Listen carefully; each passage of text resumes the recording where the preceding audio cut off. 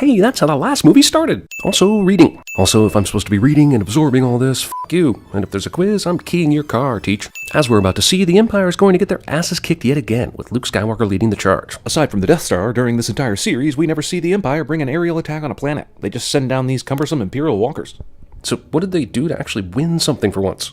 And if they were winning, why were so many of the rebels allowed to flee across the galaxy? Okay, so this is a remote ice planet, I'm assuming, where no one really lived before, because it's colder than f***. But the rebels came here and then found, tamed, and learned how to ride the indigenous Tauntauns, and built a whole base inside the mountain in 3 years, and no one from the Empire had any idea. Don't you think this was a little like the Oregon Trail for a while? You have died of dysentery. Well, that was some convenient timing, assuming this planet is not super tiny. What are the odds Luke's patrol coincides perfectly with the probe's arrival? Steady, girl. Hey, what's the matter? Discount horse. Movie rips off Rudolph the Red-Nosed Reindeer's abominable snowman. Thankfully for Luke, this species of snow monster drags its prey back to the cave before fully killing it. Holy shit. Who would have guessed that of all 3 movies, including the one where she wears a bikini, that this would be the sexiest Leia moment of all? Discount Hoth chic C-3PO. I thought you had decided to stay. Well, the bounty hunter we ran into when Lord Mendel changed my mind. First off, Han refers to some other adventure we have no context for unless we read the f***ing books. Second off, Han decides it's time to go because he ran into a bounty hunter on some other planet who obviously doesn't know where he is now. It's been 3 years. Does Han actually think it's best to risk his freedom by going to Jabba now? Excuse me, sir. Might I? Yes, sir. Covering a robot's mouth actually stops it from making noise. Huh. Who knew? Are the speeders ready? Not yet. We're having some trouble adapting them to the code. Which is weird, because everything else works on this planet regardless of cold. Your tauntaun will freeze before you reach the first marker. Then I'll see you in hell.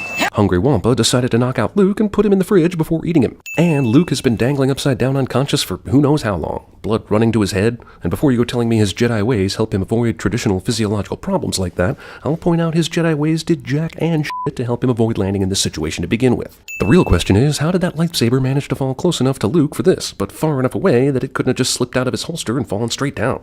I get what you're going for here, I really do, but in the last movie you showed me this asshole using the Force while blind to deflect unseen laser blasts from a drone. How can he do that, but not this? What is it about this series and cutting arms or hands off? Luke is smart, right? Why doesn't he just kill that thing and stay in the cave? Han's so worried about nightfall he's headed out to find Luke, and he does, but only because Luke is stupid enough to wander out of the cave just before nightfall. So Luke left the beast's cave, fell unconscious for a bit, but then woke back up and started walking again? Really? Luckily for Luke and Han, this planet's freezing temperatures do not lead to hypothermia and quick death. Luke! This asshole only shows up in the absolute most extreme Luke might die situations. Why couldn't he appear to Luke 4 hours earlier and say, Luke, do not explore the meteorite you saw? You will go to the Dagobah system. Provided, of course, that Han sticks you in a dead tauntaun so that you can live. Also, the Dagobah system sounds racist. There you will learn from Yoda, the Jedi Master who instructed me. Sorry I didn't tell you this sooner over the last 3 years. I was baking brownies. Minutes in my time are years in your time. I still say that in all the Star Wars movies, the most unbelievable thing is that Han somehow finds Luke during dusk on a huge snow planet. Tauntaun ex machina. But it'll keep you warm. How does Han stuff Luke into a tauntaun belly? They're not much bigger than humans. Han somehow survives the bitter cold all through the night without getting inside the tauntaun himself. That sounded dirty, but Han should be frozen much like Luke was a minute ago. Why is this asshole flying up and down over the hills, rather than just flying over the hills? Does he like to cheat death on rescue missions? Hoth spa. Also, these things have very little privacy. This guy has to rehab in front of everyone in a diaper. I don't know where you get your delusions, laser brain. What's worse, this lame-ass insult or the fact that Chewie found it funny? Neither the Force nor Obi-Wan has told Luke about Leia being his sister yet, even though it's been 3 years. This must be a massive, very dark practical joke. Translation, this is some f***ed up shit right here. It's metal. Then it couldn't be one of those creatures. Could be a speeder, one of ours. You mean the speeders you were just told last night can't go out in the cold?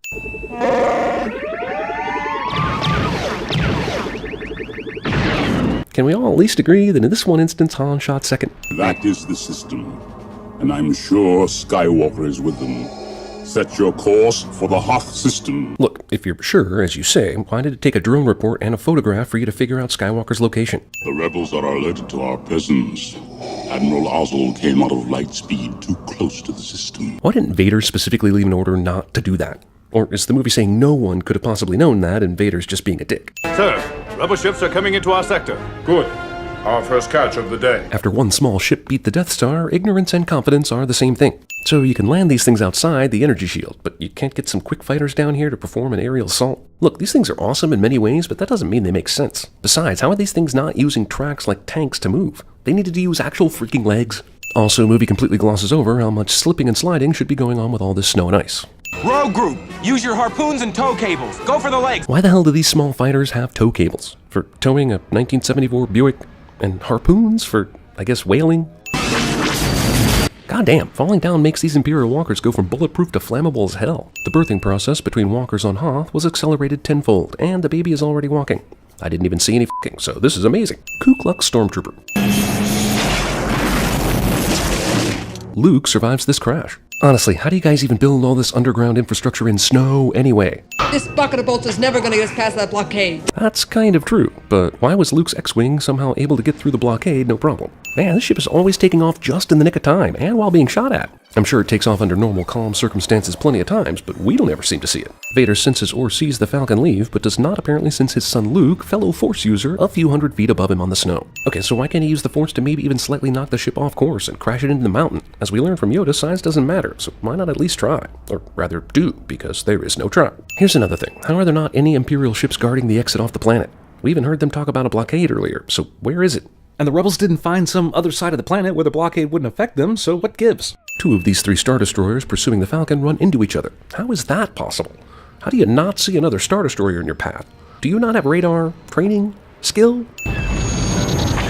Who's flying the ship right now? Leia? Autopilot evasion software? That was no laser blast. Something hit us. Like an asteroid?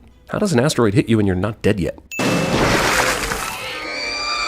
Water creatures in the Star Wars franchise never find the heroes tasty. Oh yeah, and how is R2 still working right now with all that sludge in his system? Whoa, that does not look like James Earl Jones at all.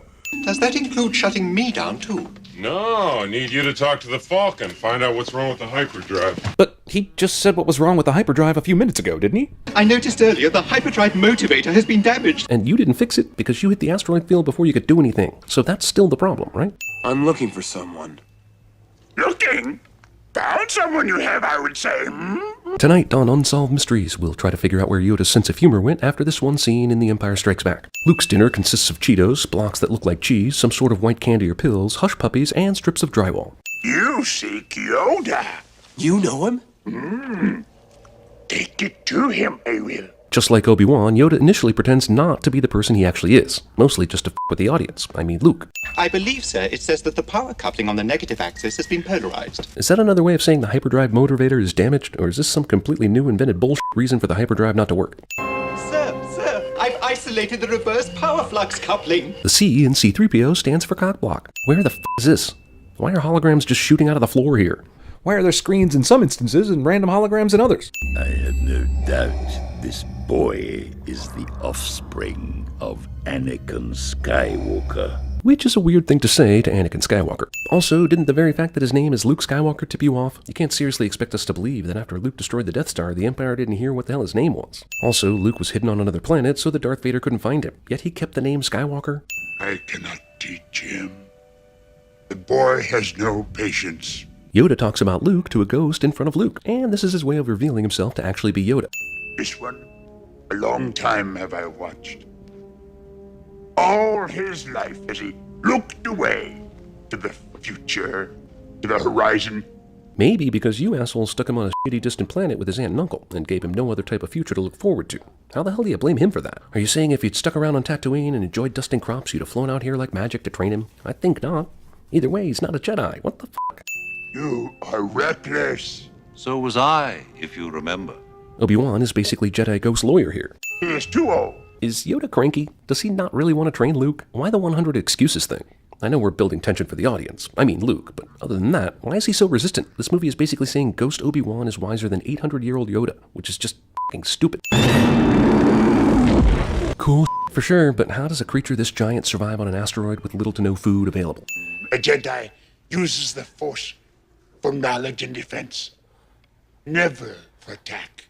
But tell me why I can't... No, there is no why. Jedi Master gets frustrated with obvious questions. I thought you assholes were supposed to be at peace with everything, even annoying trainees. That place is strong with the dark side of the Force.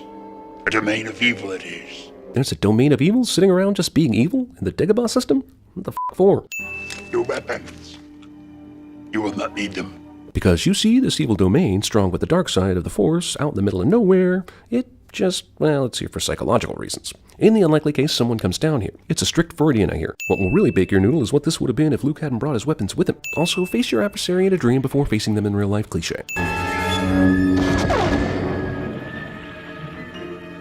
Someone set this video game to the easy setting. Symbolism. Also, Luke cuts off Dream Vader's head and sees his own face inside, and still can't figure out what's going on. The Force is literally screaming the truth at him, but he's not listening. So Darth Vader's orders are that he wants the passengers alive. So why are these millions of green lasers getting shot at the ship right now? What happens if one of these things ends up destroying the ship? Try not. Do. Or do not. There is no try. Luminous beings are we, not this crude matter.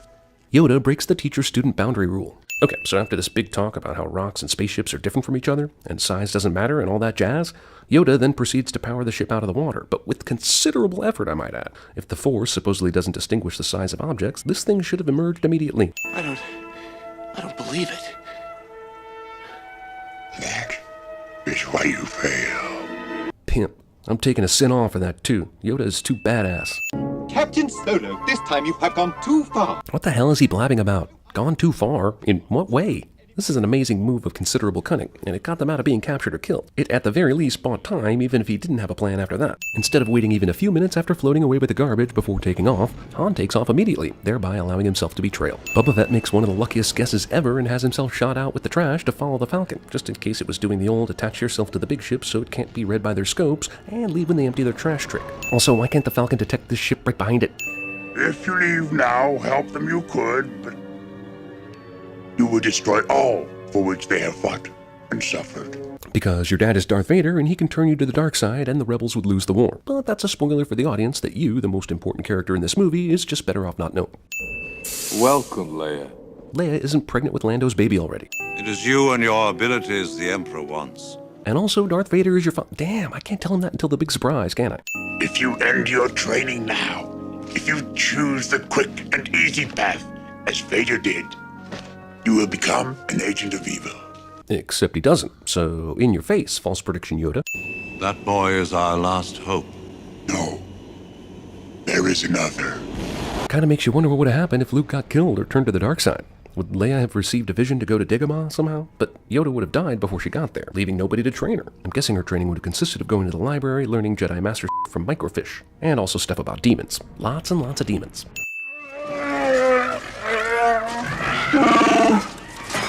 3 away. Aha! Proof that Cloud City is funded by Gringotts.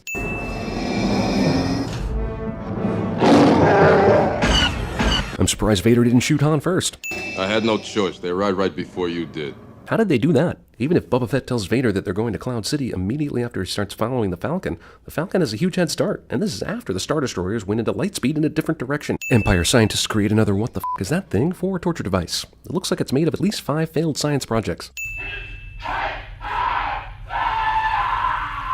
This contraption does things so horrible, it's better left off screen, because whatever bullshit that thing is doing is probably bullshit. But it sure does hurt. Oh yes, that's very good. I like that. C-3PO's reconstructive porn dialogue. Oh my! What have you done? I'm backwards, you flea-bitten furball! You know, C-3PO was kind of an annoying character in the first movie, but lovably so. In Empire, he's a whiny know-it-all who's actually kind of mean. I love you. I know. No, Walt Disney. Skywalker has just landed, my lord. Good. See to it that he finds his way in here. Awesome. How the f do I do that? Do you think he'd respond to breadcrumbs? What the f? Is David Copperfield pushing that thing? Islando. Luke! Luke, don't, it's a trap! Somehow, despite this scene, it's still Admiral Akbar that is most remembered for saying it's a trap. Also, like any hero in any adventure, Luke ignores his friend's warning that it's all a trap, because the power of space boners is stronger. Oh, they actually succeeded in following Vader's orders to lead Luke here, by parading the prisoners around in circles below this arena until he showed up, apparently. Do you think that after what you did to Han, the women... Oh, come on. This is one of those things where I understand, but I don't understand. He just risked his own neck to take you out of custody, but we're going to waste time with trust issues after a baller move like that? Just try it out! I don't need any of your help. Really? Like the kind that just freed you from captivity so you could escape? You don't need that kind of help. Put Captain Solo in the cargo hold. Unnecessary orders. Rest of the good guys running directly by random spot R2-D2 just happen to wind up cliché. Obi-Wan has taught you well. Why does Vader assume that Obi-Wan taught Luke? And we know that Luke doesn't quite have a hold of his thoughts and his emotions yet, so how does Yoda not pop into Darth Vader's head? And if dead Obi-Wan could have done the training, why did Luke even have to go to the Dagobah system? Already this lightsaber battle is complex enough to confirm my suspicions that Vader was merely humoring Obi-Wan last movie. Vader starts using the Force to throw objects at Luke during the battle, which not only feels like cheating, but also makes me wonder why he doesn't do more of that. Well, here's the Millennium Falcon again, taking off amidst yet another hail of laser fire. There goes another limb! No one just gets stabbed by a lightsaber in this series, do they? Obi-Wan never told you what happened to your father. For reasons pretty unclear, considering you would be finding out anyway via the Force, or in this case, dramatic reveal to the audience. He told me you killed him. No. I am your father. We're gonna get a supreme bullshit explanation for this discrepancy, aren't we? Search your feelings. You know it to be true.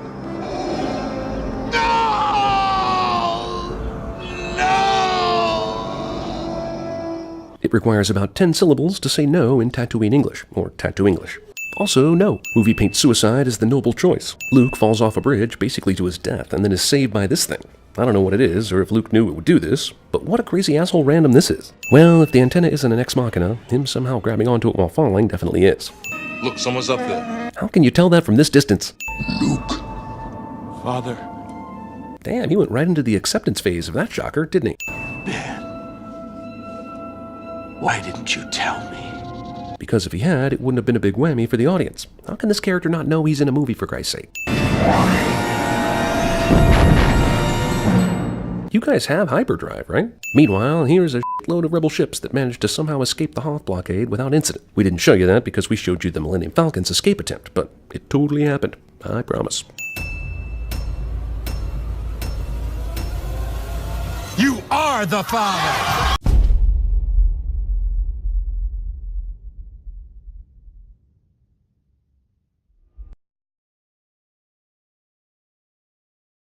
Hey, girl. Hey, what's the matter?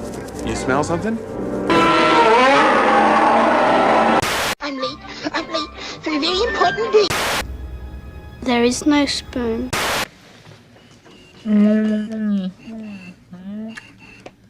Oh, here's a fun fact. You made out with your sister, man! Chewie, take care of yourself, okay? Brother's got a hug. Beef.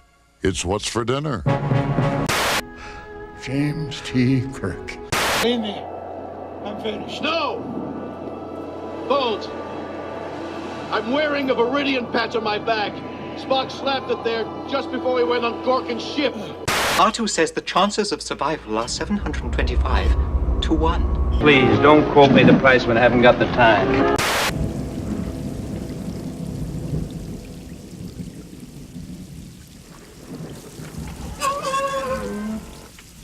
Tommy, how's the peeping? Tommy, how's the peeping? I ain't been dropping no eaves, sir, honest. I cannot teach him. The boy has no patience. If you build it, he will come. When did you have there? They were in pain. You have the sight now, Neo. There are 2 rules to remember if you want to have a good time. Rule number 1, never run out of Colt 45. Rule number 2, never forget rule number 1.